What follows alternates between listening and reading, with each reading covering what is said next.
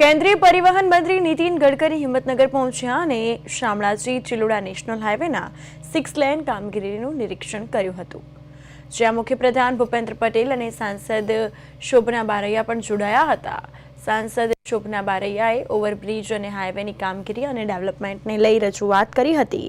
પ્રધાન નીતિન ગડકરીને કામગીરી અને સુધારાઓ અંગે જે રજૂઆત કરાઈ, સાથે જ નીતિન ગડકરી નેશનલ હાઈવેના કાર્યની ગતિ અને તેમાં રહેલી કામની ત્રુટિઓ સહિતનું નિરીક્ષણ પણ કર્યું હતું।